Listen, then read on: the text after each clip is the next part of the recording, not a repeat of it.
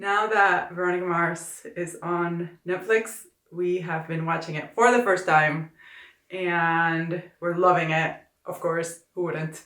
And in this video, I want to talk about how in season 3, Veronica doesn't know what she wants, but neither does the show. It's a bit of a out in the wilderness season for our beloved sleuth and for those who created her.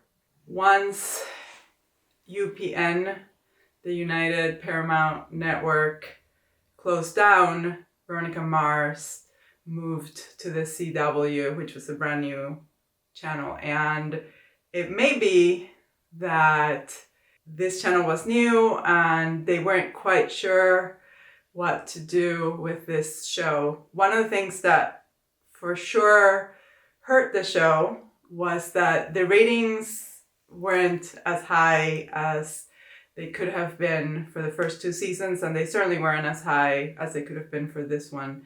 And it's a very difficult show to advertise because on paper, it's a story for teenagers, and that tended to be how they were advertising it.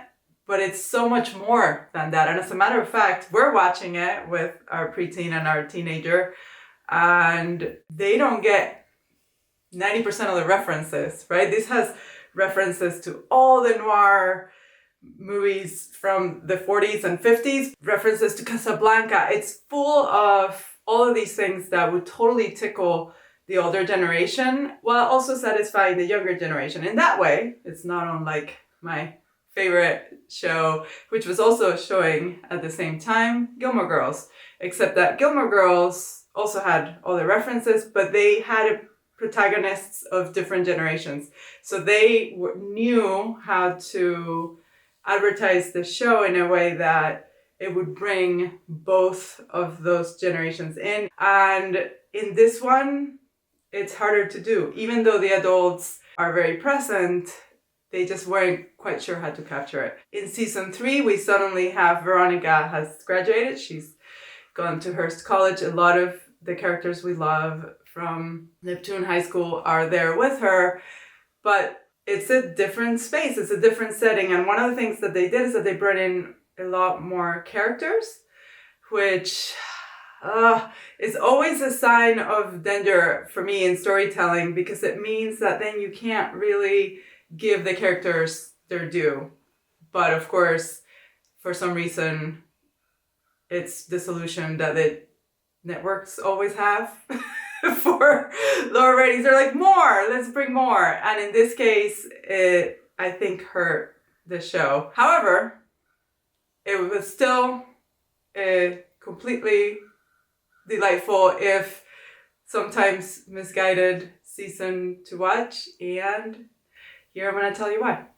My favorite aspect of this season were the times, which were not throughout, when Veronica wanted to be with Logan, played exquisitely by Jason Dohring. And I liked that part of her story because it brought out some of the best character development I've seen for both of them. I will later talk about all the times that she spent not wanting Logan, but again, this is a video about how she doesn't know what she wants. And during the times that she wants Logan, we get to see both of them, first of all, come face to face with the fact that, yes, they might really enjoy each other and be hot for each other, and they have, heaven knows, a really long history, but there's some very key aspects of their personalities that are going to clash.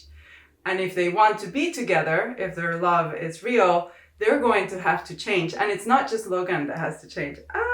It's also Veronica, which is great because we want our protagonist to evolve. Logan is a character who is handsome and wealthy and nonchalant, and he has so much bravado about him, but it's covering up some really dark parts of his past. This is somebody who had a father who brutally abused him and then did all sorts of horrible things to both the women he loved.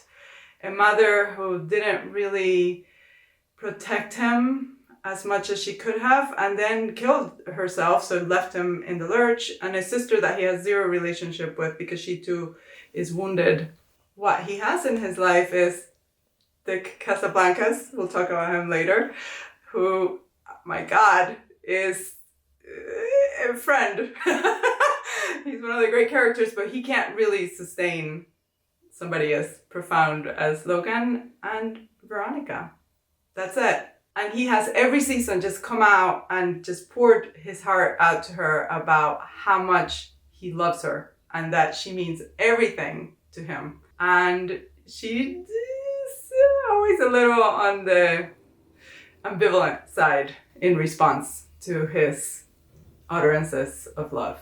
So he might be a bad boy, but he's a bad boy who's fully hers, and she's not fully his. And for somebody who has grown up with the kind of abuse that he grew up with, that will do some really complicated, painful things to your head.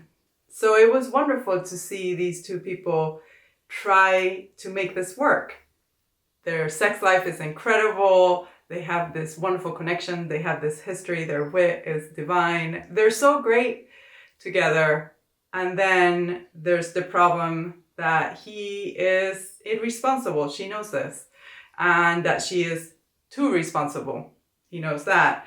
And for him, he's like, go ahead, be too responsible. I'm not going to judge you. But she is literally tracking his phone to figure out where he is because he didn't show up at the library where she was waiting for him. And she is trying to make sure that he's going to all the classes that he has to go to. And at some point, he says to her, you think that you want to reform the bad boys, but all you want to do is judge them. And that causes her to change though. She begins to change, and as she changes, so does he. It is such a beautiful moment. We're going to call it a moment because it didn't last that many episodes in the show, where these two people are doing the thing that love does best, I think, which is trying to become better people for each other, trying to meld into each other in a way that would work.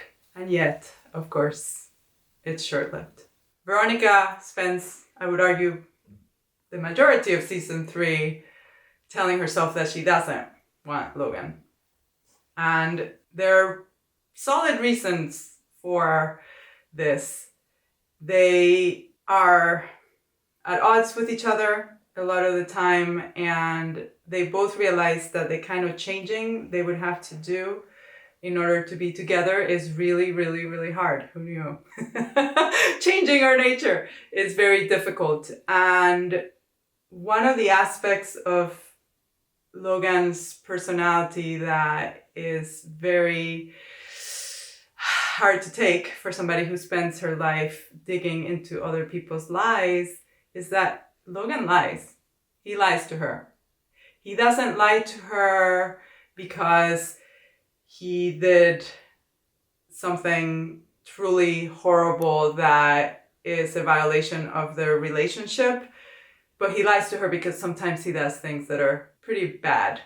And they theoretically have nothing to do with her, as he likes to tell her, but they do, because she is unable to let secrets lie. She can't do it. This is her whole personality and her job and her upbringing. And he keeps claiming that he's coming clean and he doesn't. I'll leave one of the big lies that separated them alone.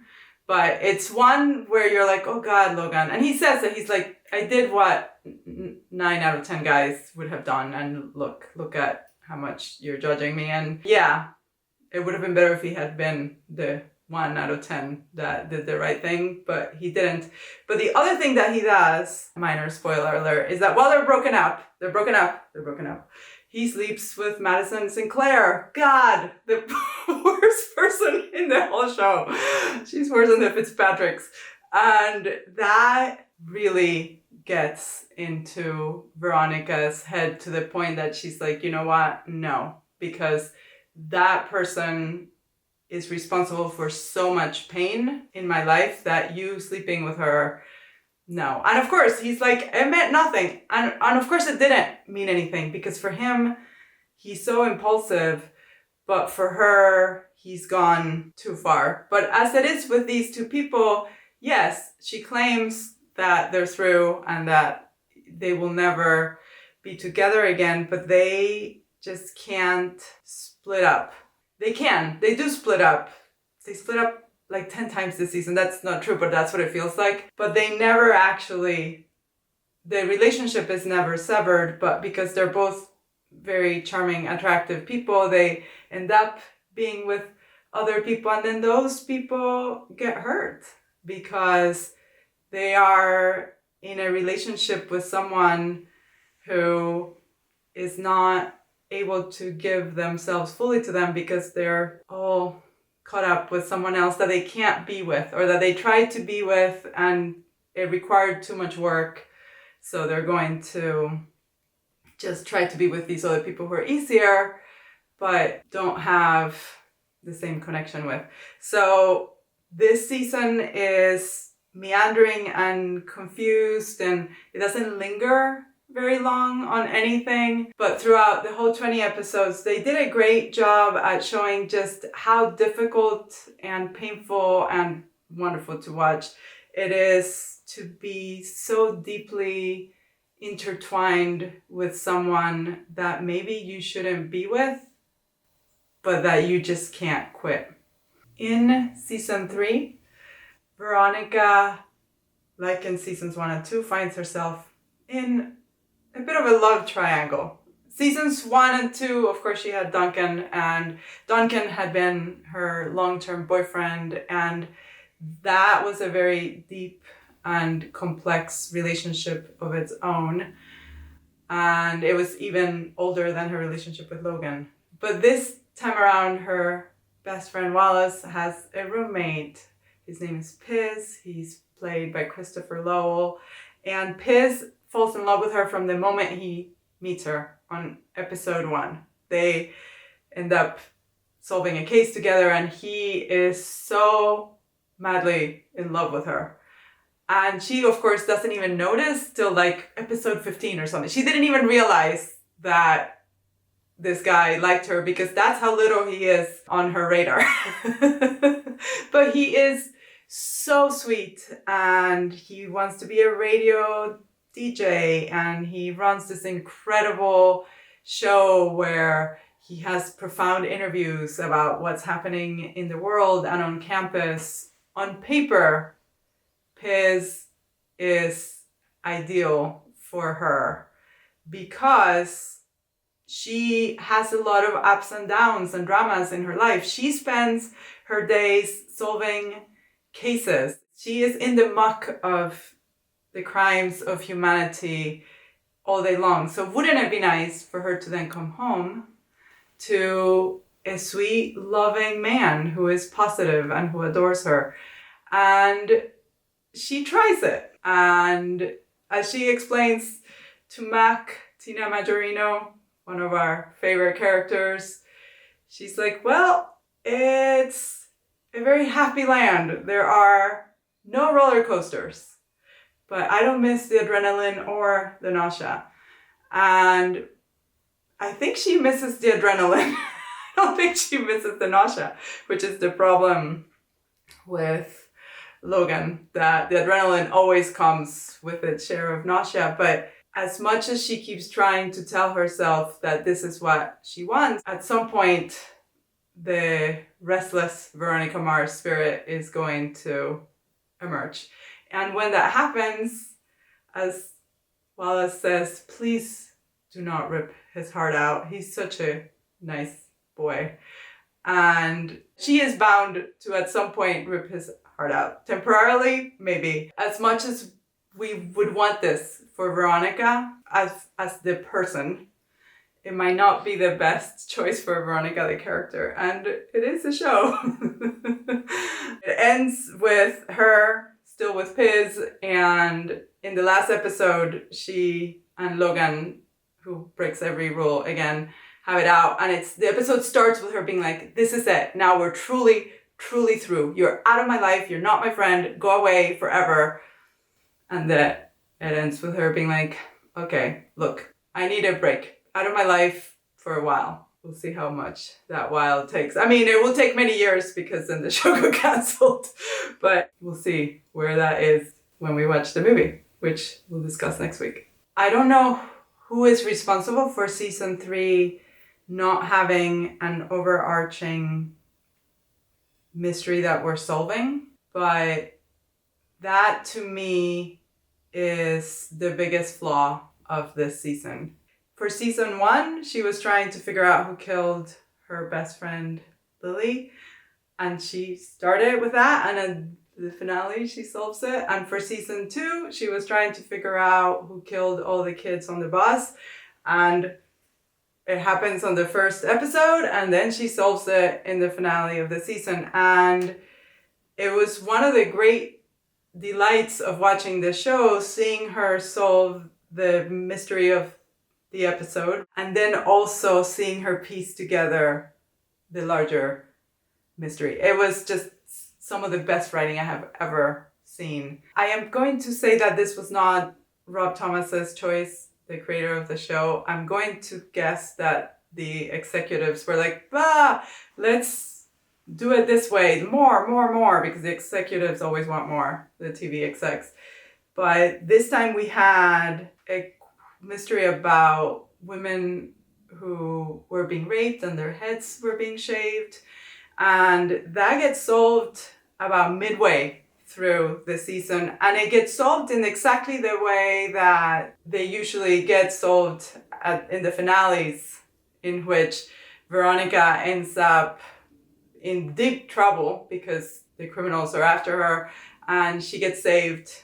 This time she got saved by Parker, Julie Gonzalo. It has all of the elements of the big finales, but not as much of the payoff because we didn't spend 20 episodes trying to figure out what it was. We spent maybe 10. And then we moved to the murder of Cyrus Odell, who is the dean of the college, played with complete mischief and fun by Ed Begley Jr.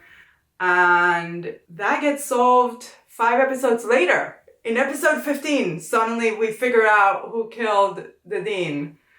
And then the last 5 episodes, there's no big thing that we're solving. And it made it really hard to root for that part of the show because they didn't exist.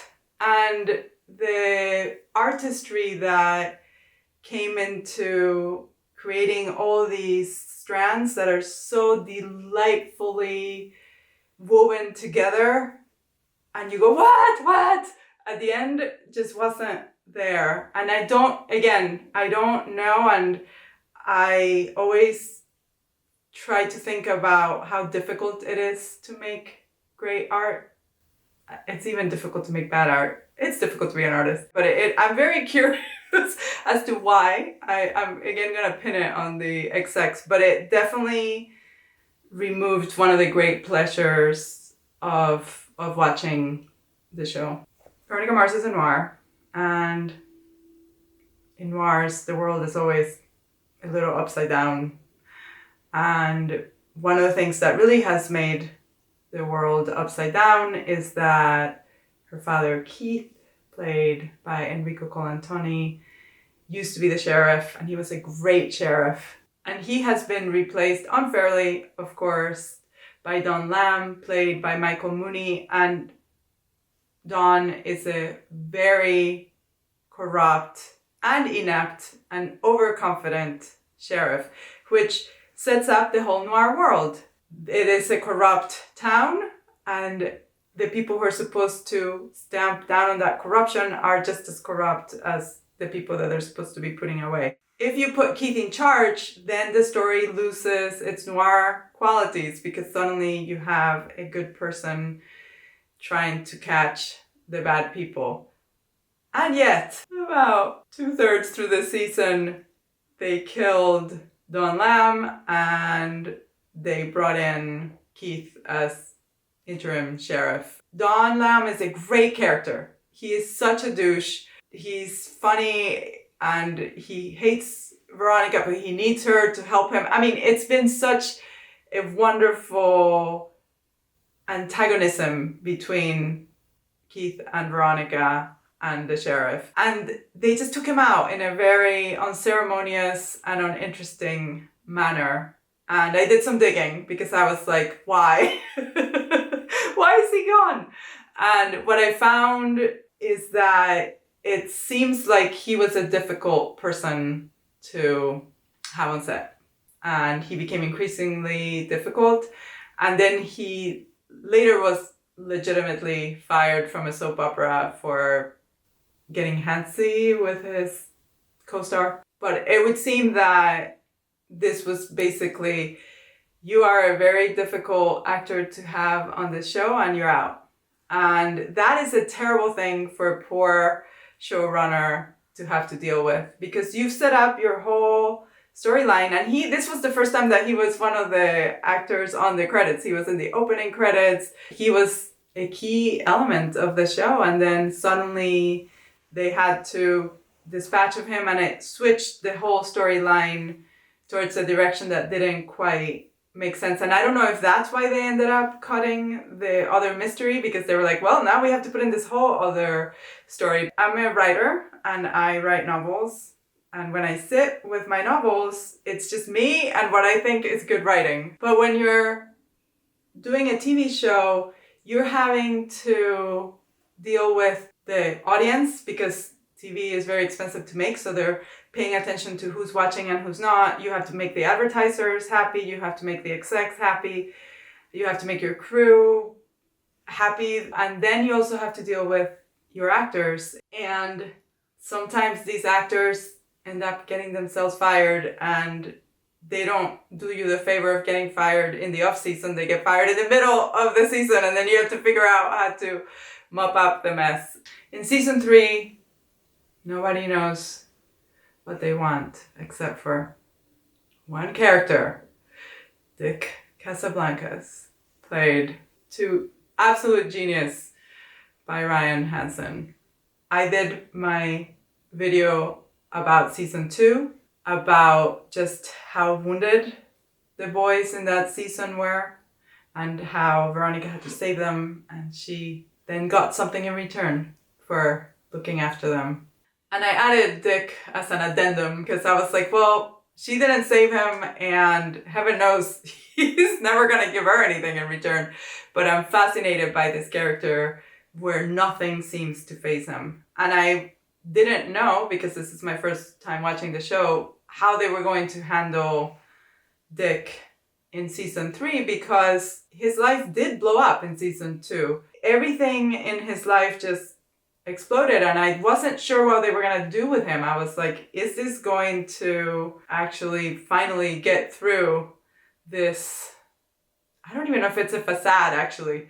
This core of Dick, which is, I just want to play video games. I want to have a lot of sex with anybody, really. Female. He seems very straight. I want to drink a lot of beer. I want to surf. I want to hang out with Logan. That's about what Dick has going for him. And it looked like on the first episode, he is really, really, really a mess. And I thought, oh, wow, we're going to have Dick as a mess. He is also at Hearst College, and he's trying to do the stuff that he got away with in high school, and he ends up hitting on a girl, and the boyfriend, who's huge, beats him up, and then he ends up getting kicked out of the dorms. But I think all that did was have him have to move in with Logan at the Neptune Grand, because then he spent the vast majority of the season as a frat boy doing all the dickish Dick things that Dick does. And then in the last 2 episodes, his dad comes back, and they do, or actually Dick does, because the dad doesn't even want to think about this, bring up Cassidy and how together Dick and Dick Sr., because they're both Dicks, they would bully the hell out of him. They would see who could make him cry faster. But even within this moment of him trying to come to terms with the fact that he bullied his brother and that then he might have some responsibility. No, actually, no. He does not think that he's responsible for his brother killing all those people because he doesn't have that level of introspection. But he, for once, is like, oh yeah, my brother killed all these people and I bullied my brother. He doesn't quite put it together, but he does all of this thinking, but then he just goes back to being Dick. And it's an amazing character to sit with because, again, in this noir world that they live in where happy endings are really hard to come by, maybe Dick is the one who knows how to write it, and he's certainly the only one who knows what he wants in this season. And he's one of the great highlights of it. We'll see what happens to Dick in seasons to come, but I'm guessing that if he survived this one, he probably will always be Dick, and there's a strange comfort in that. Season 3 had me thinking about something that I think about often when my favorite shows falter, which is, does it make it less wonderful to watch a show that you absolutely adore when things start going off the rails? And at least for me, it doesn't. I feel a deep connection to and a lot of empathy toward the people who are making this show. They're, in my mind, also characters. They're pulling the strings. I like to imagine them trying to figure out how to tell these stories. And in life, we end up struggling and making mistakes and missteps and misdeeds and missed opportunities, all the misses.